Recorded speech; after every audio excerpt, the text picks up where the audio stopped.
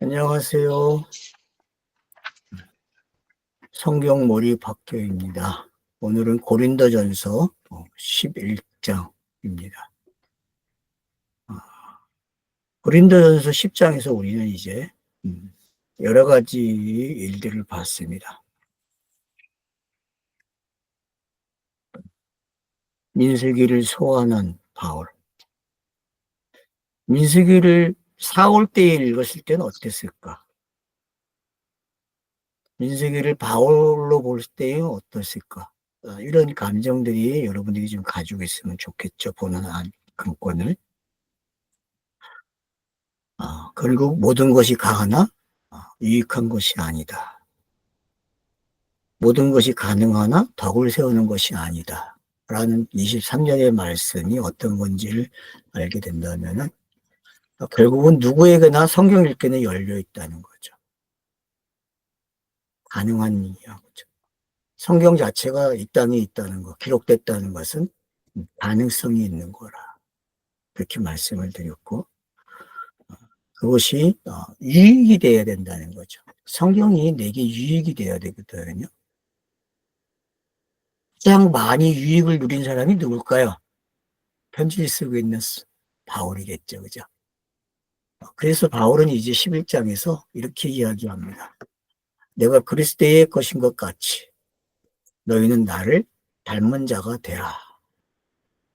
자, 개역 성경에서는 내가 그리스도를 본받는 자 된 것 같이 너희는 나를 본받는 자가 되라. 그렇게 되어 있죠. 본받는 게 뭐냐? 그걸 이제 이야기했을 때 그리스도인 것 같이 내가 그리스도의 것인 것 같이 결국은 이격으로서 소유를 의미하는 거죠. 그죠? 이격으로서 내가 그리스도의 것인 것 같이. 자, 우리가 예수가 그리스도가 되는 내용으로 성경을 읽기 시작했어요. 그래서 그리스도가 성경을 완성했기 때문에 우리는 카이로스라는 시간 속에 살고 있는 거고, 그 시간으로 고린도전서를 읽으니까 고린도전서가 전부 다 예수의 이야기고 바울의 이야기였어요. 근데 그 이야기들이 제자의 시간도 있지만은 사도의 시간이 많다는 거죠. 제자의 시간으로 읽을 수도 있고 사도의 시간으로도 읽을 수 있다는 거죠. 여러분은 제자의 시간으로 성경을 읽습니까? 사도의 시간으로 성경을 읽습니까? 아마 복합적으로 분명히 나타날 거예요. 복합적으로. 사도 바울은 이제 자기가 그리스도의 것이라고 이야기합니다. 나는 그리스도야 라고 이야기하는 거죠. 그러니까 너희는 누굴 닮아야 돼요? 나를 본받아. 나를 닮는다는 거 결국 뭘 닮는 거예요? 그리스도가 되는 거죠. 성령의 사람이 되는 거죠. 그 하나님의 뜻이 완성된 자가 된 거죠. 고린도전서는 하나님의 뜻으로 시작했거든요. 그 하나님의 뜻이 이제 완료가 어떻게 됐는지 설명하고 있어요. 민수기를 소환한 10장에서의 사건들이 결국 고린도 교회의 교인들로 하여금 너희가 어떤 시각, 어떤 포지션에서 성경을 보느냐가 중요하다는 거죠. 나를 어떻게 이해하니? 나를. 사도 바울이 나를 강조했거든요. 그래, 나는 성경을 이렇게 보고 있다.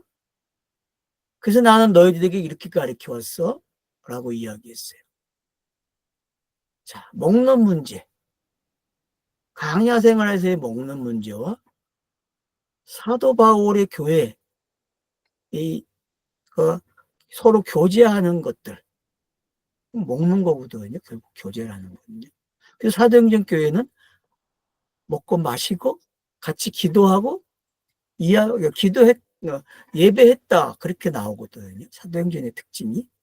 그래서 모이면 먹고 가르침을 받고 기도해요. 그게 사도교회의 특징이었죠. 그 특징을 한 면에서 이제 사도 바울이 계속 이야기하고 있는 거죠.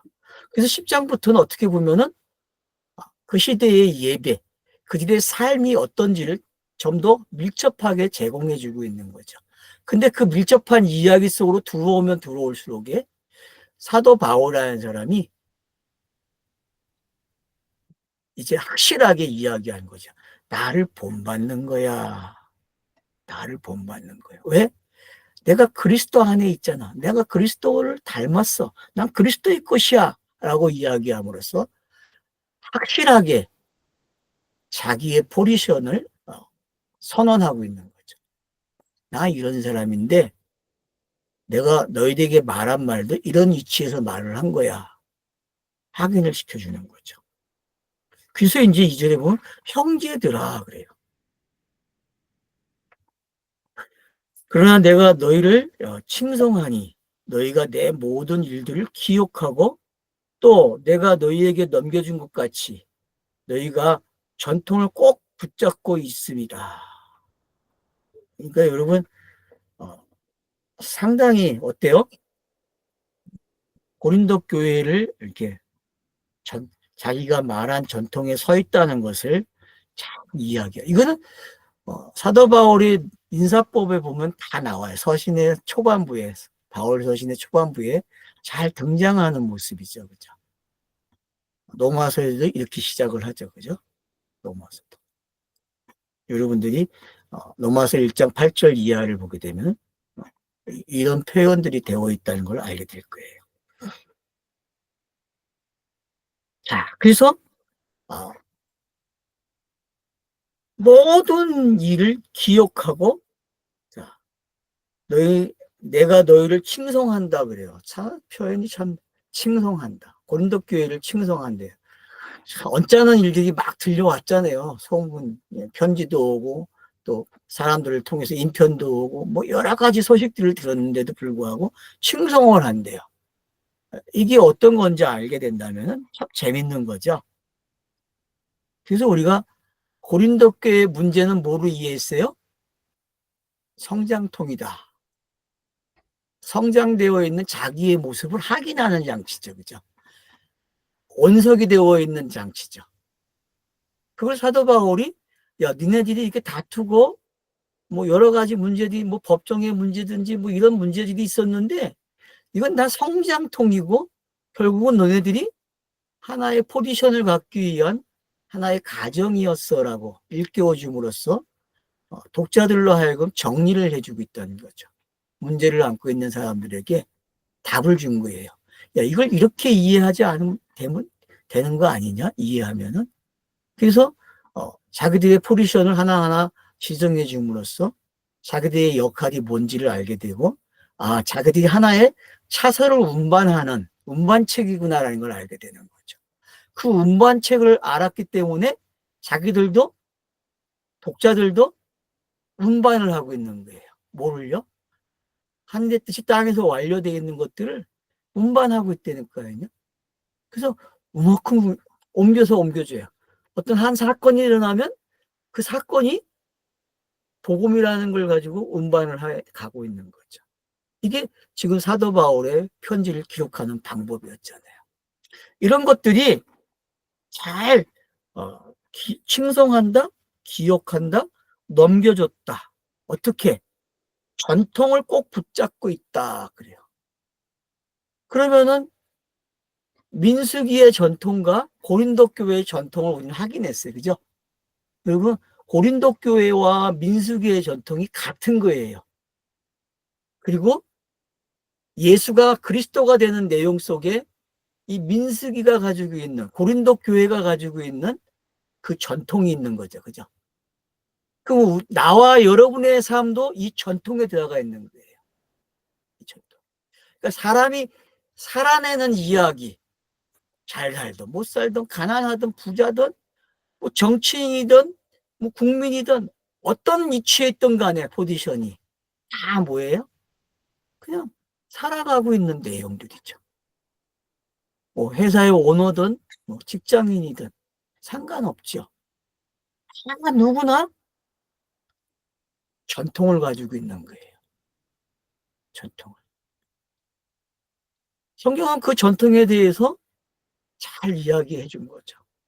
그래서 민수기가 가지고 있는 전통과 예수가 그리스도가 되는 전통이 같다는 걸 이야기했고, 또 고린도 교회가 만들어낸 많은 이야기, 문제들이 결국은 좋은 전통 속에 있다라고 설명해 주고 있는 거죠. 그래서 이제 꼭 붙잡고 있다 그래요, 전통을. 그러나 나는 너희가 알기를 원하니 모든 사람들의 머리는 그리스도다. 자, 이제부터 뭐를 설명하려고 해요. 뭐를 전통이 뭐냐? 너희들이 전통을 알려면은 지금 내가 설명하는 걸 잘 알아들어야 돼 라고 가르쳐 주고 있는 거죠. 그러니까 복음이 어떻게 만들어졌는지를 사도 바울은 지금 이제 끄집어내기 시작하는 거죠. 자, 너희가 알기를 원하는 모든 사람들의 머리는 그리스도다. 그렇죠. 그리스도의 이야기죠.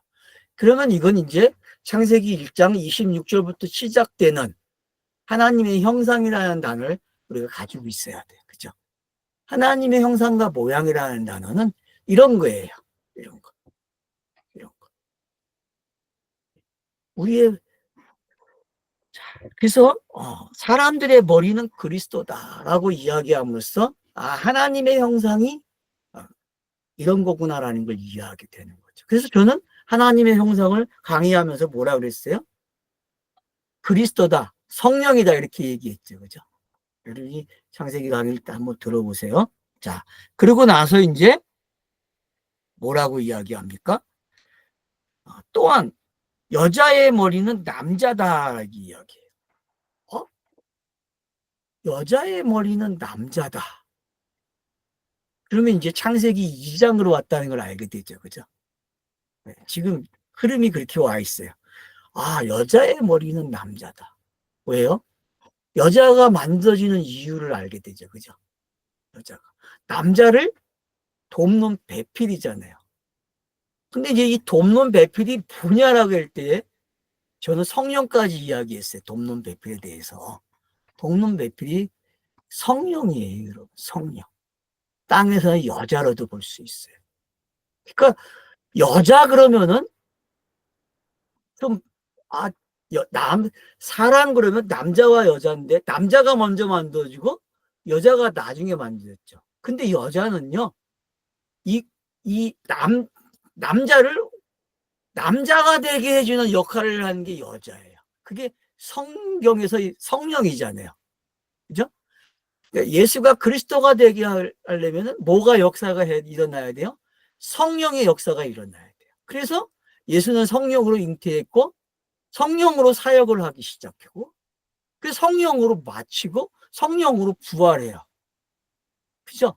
그러니까 창세기 1장 2절에 시작된 그 성령의 이야기가 하나님의 신의 이야기가 계속 성경에 어떻게 스며들어오고 있는지를 가르쳐주고 있는 거죠. 그러니까 지금 교회에서 배운 여자의 개념을 가져오면 성경 읽기는 안 된다고 제가 이야기하는 거예요, 여러분. 뭐 긍정을 하시든 긍정을 안 해도 상관은 없어요. 그냥 저의 견해를 이야기하는 겁니다. 나는 성경을 이렇게 봅니다라고 이야기하는 거예요. 그래서 여자의 머리는 남자다. 그리스도의 머리는 하나님이시다 그래요. 결국은 자 보세요. 모든 사람들의 머리는 그리스도야 그래. 모든 사람. 그러면 여기에 나오는 모든 사람은 남자와 여자겠죠. 그럼 여기서 나오는 이 모든이라는 단어는 결국은 하나님의 뜻이 이루어지는 장소를 가리키는 거죠. 그죠? 그래서 남자와 여자라는 성격을 가지고 이 땅에서 기록이 되는 거예요. 성경이. 그렇죠? 그래서 이 땅의 모든 이야기는 남자와 여자의 이야기로 다 될 수 있어요. 그래서 결국은 그리스도가 머리라는 말은 남자와 여자 모든 사람의 이야기는 어디로 간다? 그리스도에게 간다. 그럼 우리가 본 이야기와 같죠. 10장에서 그렇게 봤잖아요, 여러분. 그 이야기가 여기서 이렇게 가게 되고 있고 또 여자의 머리는 남자라고 이야기함으로써 서로 주고받는 형태의 역할이 뭔지 알게 되는 거예요. 역할이. 그래서 남자를 먼저 만들고 여자를 만드는 이야기를 여러분이 잘 읽으셔야 돼요. 그 여자를 만드는 이야기가 왜 긴지를 알아야 돼요. 여자를 만드는 이야기가. 그게 바로 복음서와 같은 거예요, 여러분. 복음서. 사복음서는요, 여자를 만드는 이야기와 같은 거예요. 땅에서 일어나고 있는 일들이거든요. 땅에서 어떻게 남자가 남자다워지는지, 그래서 어떻게 여자와 남자가 협력해서 선을 이루어서 그리스도로 나오는지를 설명하는 거예요. 그래서 우리는 너무 단정을 져요. 여자가 이렇고 남자가 이렇다라는 단정을 줘놓고 항상 생각해 왔어요. 그리고 하나의 어떤 전통을 배워가지고, 교회의 전통을 배워서 남자 이러면 이거, 여자 그러면 이거, 답을 딱 가지고 있고 성경 읽기를 해왔어요. 저는 지금 그걸 이야기하려고 한 게 아니죠. 성경이 말하고 있는, 창세기부터 말하고 있는 남자와 여자를 잘 알아야 된다는 거죠. 결국은 우리가 생리적으로 아는 여자와 남자의 이야기는 성경 읽는데 도움이 안 된다는 걸 가르쳐주고 있죠. 그리고 뭐 여자가 뭐 종이고 남자가 상위권에 있고 이런 개념도 아니라는 거죠. 이런 개념은 성경에 하나도 없다는 거예요. 성경에. 그래서 지금 여기서 말하고자 하는 건 뭡니까? 여자의 머리는 남자라고 이야기하면서 그리스도의 머리는 하나님이시다라고 이야기하면서, 이 이야기들이 복합적으로 무슨 이야기를 만들고 있다? 하나님의 뜻이 이루어지는 차사적 관계를 만들어주고 있다라고 봐야 되죠. 이제 설명이 끝났죠. 그러면 이 이야기는 하나님의 뜻이 이루어지는, 땅에서 펼쳐지는 이야기의 차서구나. 그러면 창세기 2장, 3장, 4장이 읽어지겠죠. 그죠? 어떻게 읽어야 되는구나. 하나님의 뜻이 이루어지는 내용으로 읽어야 되는구나. 왜? 창세기 2장, 3장, 4장은 1장에 나온 이야기를 사람으로 가져온 거거든요. 그리고 남자와 여자의 이야기를 가져와서 하나님의 형상이 어떻게 준비가 만들어지는지를 가르쳐 주는 거예요. 그래서 남자라는 역할과 여자라는 역할을 가지고 뭘 만들어냅니까? 하나님의 형상이 되어지는 과정을 설명하고 있는 거죠. 그래서 하나님의 형상은 바로 이런 거야 라고 이야기하는 거죠. 그래서 3장 넘어가면 어때요? 부부가, 2장의 끝부분이 가면 이제 부부가 되는 이야기를 끝이 나잖아요. 부부가 되는. 한 몸이 됐다. 그럼 한 몸에 관한 이야기가 이미 나왔잖아요. 그죠? 네? 이미 한 몸에 관한 이야기가 충분히 나오고 앞으로도 계속 나와요. 한 몸에 관한 이야기가. 그러면은 우리는 한 몸 그러면 또 이상한 생각을 하려고 그래요. 괜찮아요. 그러나 성경 읽기에는 큰 도움이 안 된다는 거예요. 그런 것들은. 그렇기 때문에 우리가 여기서 알아야 할 것은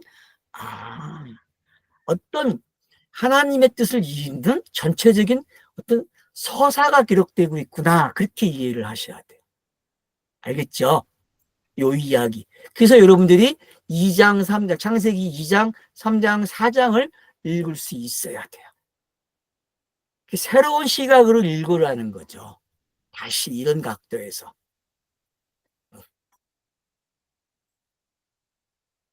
자, 그 다음에 4절 보세요.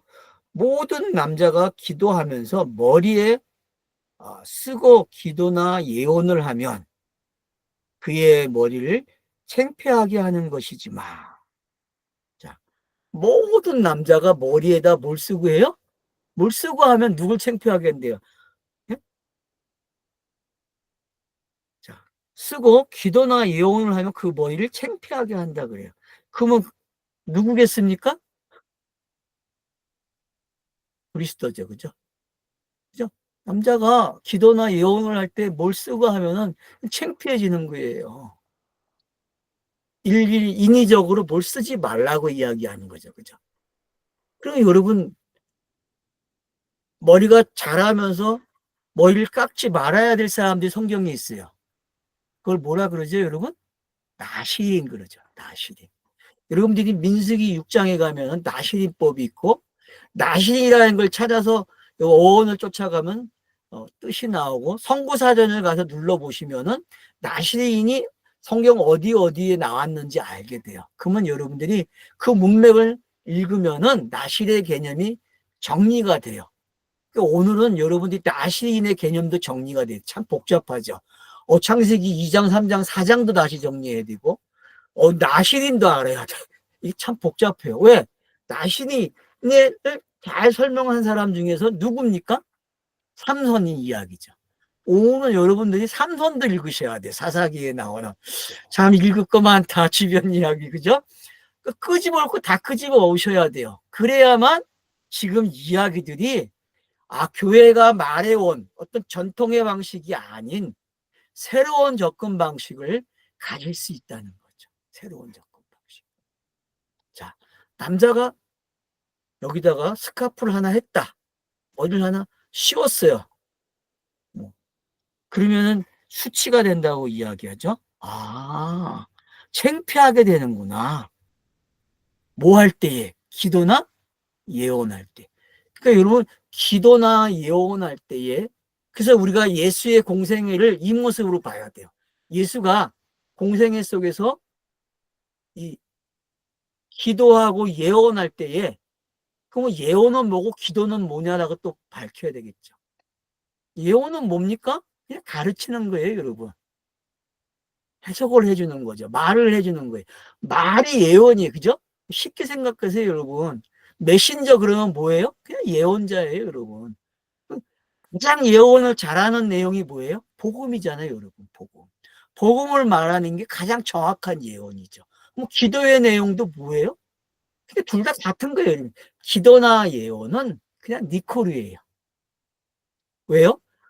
기도는 하나님의 뜻이 이루어달라고 하는 거 아니에요. 땅에서 이루어달라고. 하늘에서 이루어진 것이 땅에 이루어지게 해주세요. 그게 뭐예요?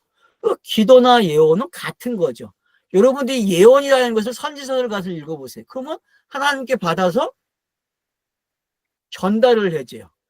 전달을 해주고 나서 어떤 사건이 일어나면 다시 가서 그것을 해석해줘요. 그게 선지서가 기록하는 방법 아닙니까, 여러분? 그런가 하면 심지어는 이사야서 같은 데서는 40장부터 어떤 내용이 나와요? 그냥 예언만 나오죠. 이런 사람이 와서 이런 일을 할 거야! 라고 이야기하죠. 인자에 관한, 메시아에 관한 이야기를 선포하고 있죠. 이런 것들이 예언이죠. 예언이 자꾸 이상하게 생각해요. 오늘날 예언가들이 예언하면 다 뭐예요? 그 사람의 미래가 이렇게 될 거라고 예언을 해요. 이건 그냥 땅에서 밥 먹고 살기 위해서 그냥 땅에 그냥 취미생활이에요. 이건 그냥 하찮은 것들이죠. 성경을 읽는데 전혀 도움이 안 되는 방법들입니다, 여러분. 예언 그러면 여태껏 알았던 그런 방식으로 예언을 이해하면 안 돼요. 예언은 뭐예요? 하나님의 말이 전달되는 거예요. 하나님의 말이, 천사라는 것은 하나님의 말을 운반하는 거죠. 그죠? 운반하는 장치잖아요, 천사는요. 안 그래요? 그래요, 여러분. 그래서 뒤에 가면은 여자는 뭐 아래 있다 그래요? 천사 아래 있다 그래요. 천사 아래.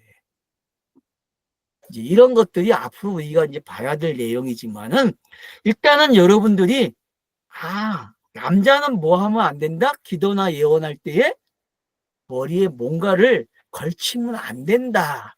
그럼 이게 뭘까? 그걸 우리는 예수의 공생에서 찾아내야 된다는 거예요. 예수의 공생에서. 여러분, 이게 뭡니까? 이 율법 아닙니까? 이게 여러분 율법이에요, 율법. 뭘 얹는 거였냐? 하나님을 가리는 거거든요. 하나님의 계시를 가리는 역할이 뭐예요? 쓰는 거예요, 여러분. 쓰는 거. 쓰는 거. 쓰는 게 뭐예요? 가리는 거예요. 근데 시대가 어떤 시대예요? 이거 쓰는 시대입니까? 벗어야 될 시대입니까? 완성됐잖아요. 그러니까 사도 바울이 지금 이걸 쓰라고 이야기하는 게 아니라, 이런 가정이 있었는데 이거 어떻게 이해해야 돼요? 이거 완성됐잖아. 이거에 매이지 마라. 어떤 사람은 해야 된다. 어떤 사람은 하지 말아야 한다. 고린도 교회가 가지고 있는 문제잖아요. 안 그렇습니까? 근데 사도 바울은 쓰는 거, 안 쓰는 거 다 내용이 있어. 성경 읽기에 도움이 되는 거야. 그렇지만 지금 시대는 아무것도 아니야라고 이야기하는 거죠. 왜? 네 자신이 뭐예요? 네 자신이 그냥 열렸잖아. 안 그렇습니까? 너가 그냥 하나님의 영인데 뭘 쓰고 말고 할 게 뭐 있어? 이런 얘기 하려고 지금 이게 기록되고 있는 거 아닙니까?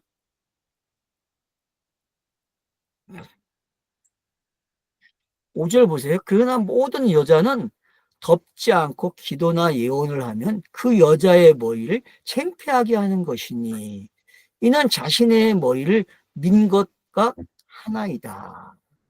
그러면 이제 삼손의 경우가 드러난 거죠. 그죠? 밀었다. 머리를 밀었다는 게 어떤 건지 알겠죠. 그죠? 여러분이 삼손 사건을 그래서 이런 각도에서 읽어보셔야 돼요. 삼손이 머리가 밀린 게 아주 잘 된 거예요, 여러분. 불행하게 보시면 안 돼요. 머리를 밀어야 된다니까? 율법에 매워 이 머리카락 있잖아요. 이 머리카락. 이게 어떤 건지 알아야 돼. 우리 머리카락 하면 힘이라고 생각하잖아요. 그죠? 삼선 이야기에서 머리는 힘을 상징했잖아요. 그러면 성경에서 말하는 힘이 뭐예요? 그 시대에. 율법밖에 더 있어요, 여러분. 십계명이 힘이잖아요. 그러니까 이게 깎여 나가야 여자를 통해서 깎이잖아요. 삼선이 머리가. 이해가 되십니까? 예? 남자가 머리가 깎인다니까. 누구 때문에? 여자 때문에. 여러분이 창세기 3장에서 선악과를 누구 때문에 먹어요? 여자 때문에 남자가 먹잖아요. 그죠? 그러니까 여러분들이 창세기 3장과 삼선의 사건들을 같이 연결시켜 놓고 한번 읽어보란 말이에요. 그게 어떻게 같은 니코르가 될 수 있는지. 자, 그런가 하면 보세요. 자, 그래서 이제 여자는 어떻게 하라는 거예요? 덮개를 하래요. 머리를 여기다 그냥 덮어 쓰래요. 그러면 이 덮어 쓰는 게 드러나지 않게 하는 거잖아요. 자기가 어떤 상태에 있는지가. 그죠? 안 보이게 하는 거예요, 여러분. 숨긴 장치예요. 여자라는 게 숨겨진 거거든요. 이걸 쓰는 순간. 근데 과정에서 그러는 게 아니라 어디서 해야 돼요? 모일 때. 어디 여립 장소가 언급됩니까? 이게 지금 교회 안에서 이루어지는 교회 성도들이 모이면 일어나는 일들이거든요. 모였을 때에. 예배라고 그랬잖아요, 제가. 이게 지금. 그래서 신학자들도 이걸 예배로 읽어내요. 예배로. 주석을 여러분들이 한번 봐보세요. 그러면은 이런 것들이 다 예배의 모습으로 가거든요. 그래서 형제들의 교회에서는 지금도 여자들이 교회에 나갈 때 머리를 쓰고 있죠. 그런가 하면은 천주교도 머리를 쓰고 있죠. 그죠? 이런 것들이 뭐 저는 좋다, 나쁘다, 해서는 안 된다, 이런 얘기 하는 거 아니에요. 이런 얘기가 중요한 게 아니기 때문에. 단지 여자가 머리를 가리고 있다는 게 어떤 건지. 이건 어떤 시대를 가르쳐 주는 거거든요. 어떤 시대입니까? 구약의 시간이죠, 여러분. 구약의 시간. 크로노스의 시간이에요. 크로노스의 시간. 성경이 문자로 기록되어 있는 시간이죠. 우상숭배가 되어진, 문자가 우상숭배가 되어진 게 바로 이런 시간이죠. 시간으로 보면.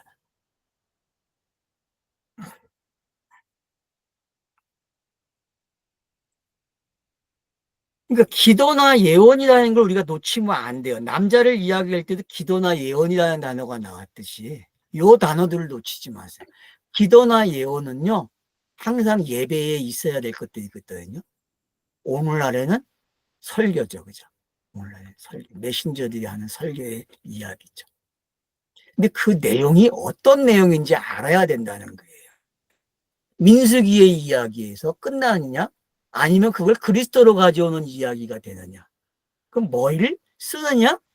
안 쓰느냐의 차이가 나는 거죠. 어떻게 이해하느냐. 민수기 자체를 가지고 이야기한다면은 뭐를 써야 되겠죠, 여자가. 뭔가를.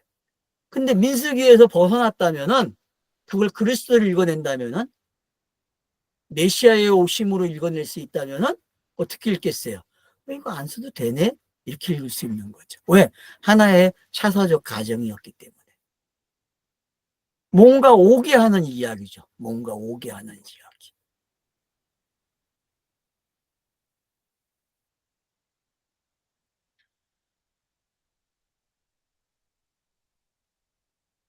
그러나 만일 여자가 머리를 덮지 않는다면 머리털을 자를 것이라. 또한 만일 자르는 것이나 미는 것이 여자에게 창피스러우면 머리를 덮을 할 것이라.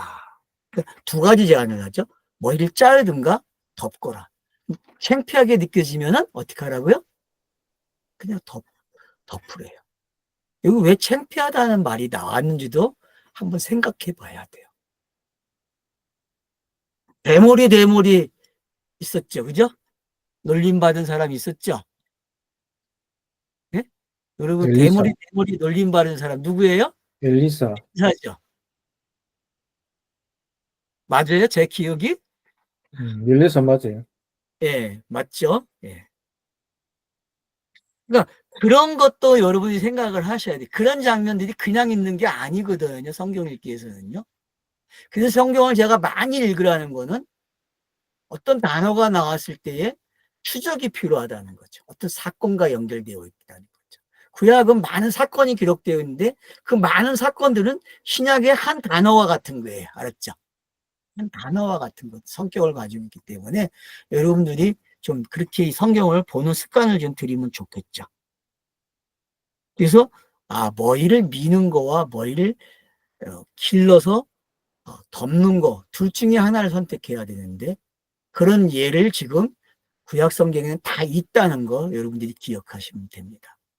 그래서 그런 부분들을 어떻게 읽어야 될지 제가 그래서 민수기에 그냥 그 사건으로만 이해할 것인지 아니면 그 민수기 사건에 사도 바울이 그리스도를 읽은 거 세례로 읽은 것처럼 읽을 것인지 그러면은 뭐 덮는 거든 쓰는 거든 상관이 없는 거잖아요. 왜? 여자를 알았기 때문에. 여자의 머리카락이 뭔지 안 되니까요. 사라지는 건지 덮는 건지. 그래서 삼손이 머리가 잘리는 경우 또 엘리야가 아이들에게 놀림을 당하는 게 어떤 건지 이런 것들이 여러분들이 좀 더 기억을 하면 좋겠죠. 자, 그러면 실제로면은 이는 남자는 머리를 덮지 않아야 하며 자, 남자는 덮지 말래요. 그러니까 머리 그냥 자체를 놔두라는 거죠. 근데 자체를 놔두면 됩니까? 이 머리카락도 아니죠. 잘라내야 되죠. 이거는 그냥 문자 구도예요, 여러분. 보여지는 머리카락은 그냥 보여지는 문자예요, 여러분. 문자. 이대로 머물러 있어도 안 되는 거예요. 그래서 남자는 여자에 의해서 머리가 잘려져야 돼요. 그래서 대머리가 돼야 된다니까요, 여러분. 대머리. 그럼 대머리가 뭐냐? 아무것도 안 쓰는 거잖아요. 여자도 대머리가 돼야 되고 남자도 대머리가 돼야 된다니까. 그럼 대머리가 도대체 뭐냐? 벌게 벗긴 거잖아요. 벌게 벗겨진 거. 벌게 벗겨져서 부끄러워하지 않으면 되거든요. 벌게 벗겨서 부끄러워하지 않으면 되는 거예요. 예수도 십자가상에서 벌게 벗겨졌잖아요. 이런 것들이 여러분들이 어떤 건지 아시게 되면은 성경 읽기에 어느 정도의 도움이 된다고 저는 생각해요.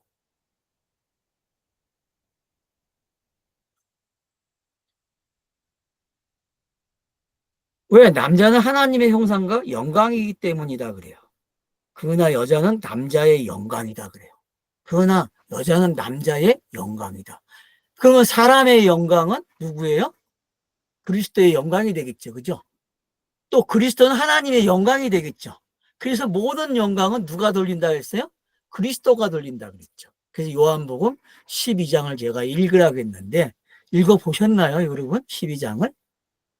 꼭 읽으셔야 될 장면입니다. 꼭 기억해야 되고. 그래서 하나님의 형상이라는 게 어떤 건지 알게 되면은 결국 하나님의 형상이라는 이야기, 창세기의 여섯째 날, 1장의 여섯째 날의 하나님의 형상은 결국 하나님의 뜻이 완성되는 이야기란 말이에요. 영광의 형상이라고 했죠. 그래서 그런 책이 있죠. 여러분들이 그 책을 한 권씩 가지고 있으면 좋겠는데 지금은 절판돼서 아마 안 나올 거예요. 왜냐하면 그 저자가 지금 우리나라 신학계에서 이단으로 지금 시비가 걸려 있어가지고 번역이 되어 있는데도 책을 지금 못 내놓고 있는 상황에 다시 번역을 했는데도. 그래서 하나님의 형상, 그리스도의 영, 뭐 영의 형상이라는 책이 있었죠. 제가 소개했었는데, 성령의 형상, 성령의 형상. 여러분들이 줄과 추의 출판사가 있는데, 하여튼 하나님의 영의 형상이라는 책을 저는 여러분들에게 적극적으로 추천합니다. 그런 책을 좀 읽으셔야 돼요. 자, 그 다음 보세요. 그래서 남자가 왜 이제 쓰지 말아야 되는지 알겠죠? 이는 남자는 여자에서부터 난 것이 아니고, 그러나 여자가 남자에게서 났다 그래요. 자, 남자는 여자에게 나서부터 난 것이 아니고, 창조되어진 것이 아니라. 그러니까, 이런 것들이 뭔지만 아시면 되죠. 그래서 이는 남자는 여자에게서 난 것이 아니고, 그러나 여자는 남자에게서 났다. 이게 이제 창세기 2장에 다시 돌아온 걸 알 수 있죠. 그죠? 이제 4장까지 갔다가 또 어떻게 돌아왔는지 잘 아셔야 돼요, 여러분들이. 그러면서 9절 보면은 이는 또한 남자가 여자를 인하여 창조된 것이 아니냐. 맞죠? 또한 남자가 여자를 인하여 창조된 것이 아니냐고요. 여기 3장의 내용이 이런 내용이거든요. 여자가 뱀에게 유혹을 받아서 그 선악과를 따먹는 가정, 그런 것들이 다 뭐예요? 남자를 어떻게 해요? 응? 이해한 것이 알았죠? 남자를 이해한 것이 되니까. 그게 뭔지 아시게 되면은, 그래서 여자라는 건 단순하게 이거다 정의 내리면은 성경 보는데 학대가 안 돼요. 좁아져요, 여러분. 성경 읽기에 가장 많이 실패한 게 여자가 이렇다라고 정의를 내린 건 그 교회의 전통 때문에 그렇거든요. 여러분, 그런 전통에 매여버리면 성경 읽기 안 돼요. 창세기부터 성경 읽기가 안 되면은 어려워지는 거죠. 그래서 제 강의를 꼭 들어주시길 바랍니다. 창세기 2장을. 그리고 3장의 이야기도 어떤 건지 알게 되죠. 여자가 남자를 위하여 된 것이다. 이 말을 창세기 3장에서 여러분이 찾아내셔야 돼요. 그래서 여자의 후손이 등장한다는 게 어떤 건지 알겠죠, 그죠? 여자의 후손이 바로 이런 걸 가리키는 단어죠.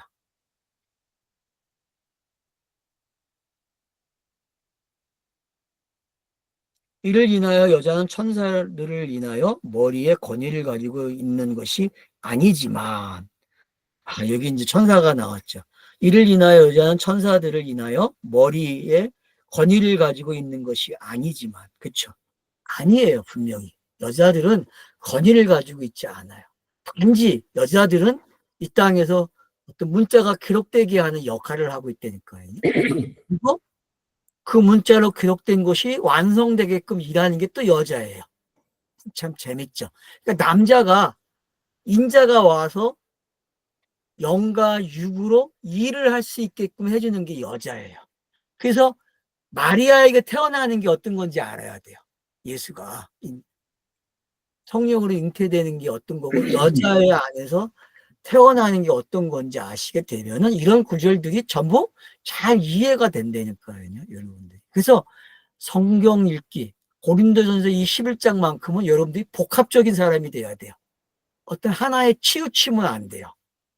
여러 가지 관계를 가지고, 그래서 칠판이 있으면 칠판에다가 여자 써놓고 여러분들이 관계를 쫙쫙 그려놔야 돼요. 알겠죠? 이거 쉽게 하면 안 돼요. 지금 본문에 있는 것만 가지고도 상당히 많은 여자의 역할이 나오고 있어요.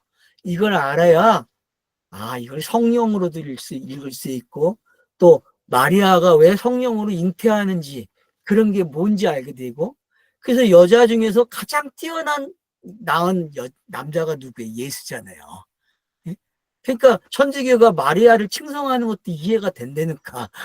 문자적으로. 근데 그런 이야기가 아니죠, 지금. 그런 이야기가 아니에요.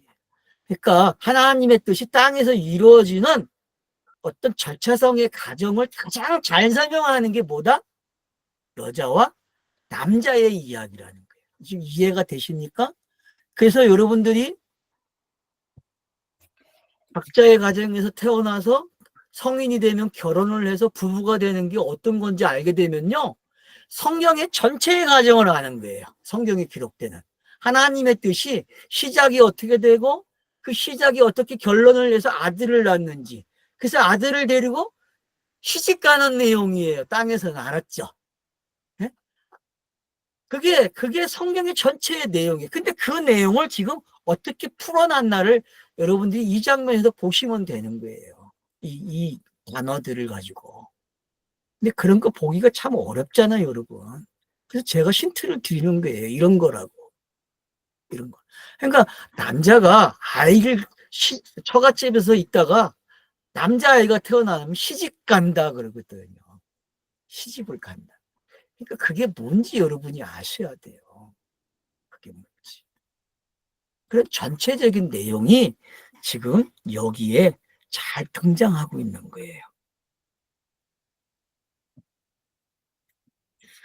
그래서 11절을 보면 그럼에도 주 안에서 남자 없이 여자만도 아니고 여자 없이 남자도 아니다. 딱 맞죠. 그죠? 그러니까 둘이 율법과 복음이 뭔지 이제 알겠죠. 예수와 그리스도가 뭔지 알겠죠. 네? 이 둘이 그 여자 그러면 예수도 돼야 돼요, 여러분. 이해가 되십니까? 여자 그러면 예수예요. 남자 그러면 그리스도고. 이렇게 돼 여러분이 줄긋기가 돼야만 성경을 여러분들이 정말 프리즘으로 볼 수 있는 거예요, 여러분.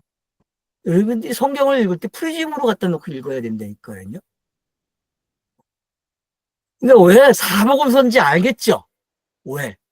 성경은 프리즘이에요. 그렇기 때문에 하나의 사건을 네 개의 시각에서 보게 한다니까요. 네 개의 시각. 프리즘이잖아요, 여러분이.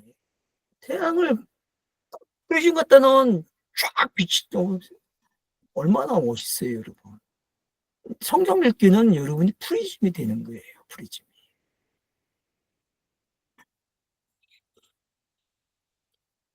서로 어떤 역할을 하는지 알겠죠?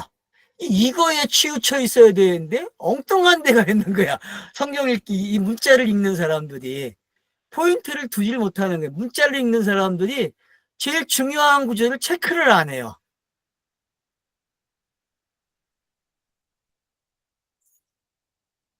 그래서 교회들이 실수한 게 잘 드러나는 거죠. 12절 그러나 여자는 남자에게 낳고 또한 남자는 여자를 통하여 있으니 그러나 모든 것은 하나님께로부터 나왔다 그래요. 이제 알겠죠? 그러니까 성경이라는 게 여자와 남자의 성격을 띠겠다는 게 어떤 건지 아시게 되면은 여러분들이 많은 걸 얻을 수 있어요. 그래서 성경 읽기를 좀 많이 한 각도에서 보려고 하지 마세요. 좀 열어놓으세요. 열어놓으셔야 돼요. 제가 그랬잖아요. 과거에 본 거 잘못된 거 아니라니까요. 그것도 맞다니까 그 시대에는. 지금은 또 지금 시각에서 보면 맞는 거예요. 그게 그 시대의 포지션이고 이 시대의 포지션이잖아요, 여러분. 그걸 잘못됐다고 자아를 정죄하면 안 된다니까요. 저는 여러분을 정죄하려고 이걸 하는 게 아니에요. 이렇게 하면 더 나은 자유가 있지 않느냐. 폭넓은 자유가 생기지 않아요, 여러분. 얽매이지가 않잖아요. 어떤 것에.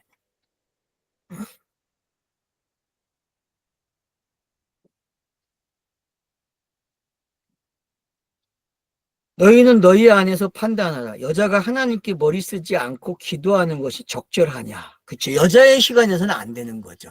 하나님께 나가는 길이 차단되어 있잖아요. 다 상징적으로 장치가 되어 있잖아요. 그래서 제사법이 그런 거죠. 제사법들이 완전하지 못하니까 계속 반복했잖아요. 근데 영단본이 오니까 일이 끝나죠. 그죠? 그러니까 이건 영단본이 오기 전의 말투죠. 그죠? 이 말투는.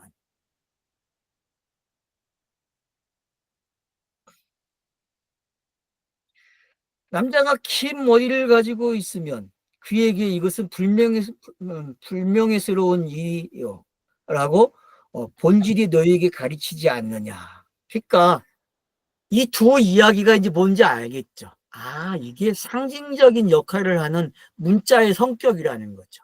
그 역사를, 문자를 기록할 수 있는 역사적 사건을 일으키는 게 남자와 여자 아닙니까? 남자와 여자라는 건 역사적 사건을 일으키잖아요. 그걸 문자가 기록하는 거 아니에요, 여러분. 기록해 놓으면은 그 일들이 뭐가 돼? 성경이 되잖아요. 그래서 제가 통틀어 성경 그러는 거예요. 그래서 여자와 남자 이야기가 성경을 만들어내는 거예요. 그게 하나님의 뜻이 전달되는, 땅에서 이루어지는 과정을 다 담고 있는 거죠. 시작부터 끝까지. 그래서 11장의 이야기는 뭐다? 결국 남자와 여자 이야기는 하늘의 뜻이 땅에서 이루어진 게 어떤 서술인지 서사인지 알게 되는 거죠. 그래서 하나의 가정이 서사를 가지고 있다니까요. 여러분의 가정이 하나님의 뜻이 이루어지는 서사를 가지고 있다. 거창하지 않습니까? 이야기를 가지고 있다니까, 이야기를. 근데 이 거창한 이야기를 쓰느냐 마느냐로 가지고 참 씨름을 하고 있으니 안타깝죠. 전 안타까워요, 솔직히요.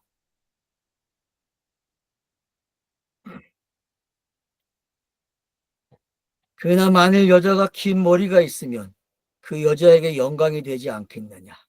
그 긴 머리는 가리는 것을 대신하여 주었도다. 긴 머리를 대신해서 쓰는 걸 대신해서 줬대. 긴 머리 있는 여자는 안 써도 된다는 얘기 아니에요. 그러면 문자적으로 하는 교회가 잘못한 거죠. 그죠? 맞잖아요, 여러분. 본문대로 하면은 문자적으로 틀렸다니까. 이 사람들 성경 읽기 못한다니까. 꼭 한 구절만 가지고 한다니까. 한 구절만. 전통을 그렇게 만들어낸다니까요. 전체 문맥 속에서 못 만들어내는 게 교회가 해온 전통들이에요, 여러분. 그러니까 지금 이런 이야기들이 뭔지 아시라는 거예요. 여자가 머리가 긴 게 뭐고, 또 쓰지 않는 게 뭐고, 쓰는 게 뭐고. 그래서 여러분들이 시간을 토탈로 가지고 계셔야 돼요. 크로노스와 카이로스의 시간을 왔다 갔다 하면 성경 읽기가 돼야 돼요.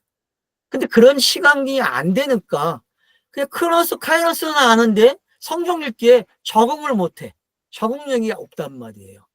여러분, 성경 읽기에 크로노스와 카이로스를 갖다 놓고 읽을 줄 알아야 돼요. 이 부분은 크로노스고 이 부분은 카이로스네. 그 크로노스와 카이로스가 어떻게 만들어내고 있는지를, 그래서 그걸 알아내면은 결국은 사도 바울이 전달하고자 하는 메시지를 알게 되는 거죠. 사도 바울이 왜 자기를 본받으라고 했는지 알겠죠. 자기는 이 가정을 안다는 거예요. 전체적인 이야기를요. 그게 사도잖아요. 내용의 시작과 끝을 안 되니까요. 어떤 가정이 일어나는지 다 알고 있단 말이에요. 그게 사도란 말이에요. 그게 복음이고, 복음은 어떤 가정을 다 가지고 있어요. 가정을 무시하고 가정을 빼고 복음을 말한다? 그건 사기죠. 성경은 정확하게 이런 걸 가지고 있다라고 선언을 해주고 있습니다. 네, 쉬었다 하겠습니다.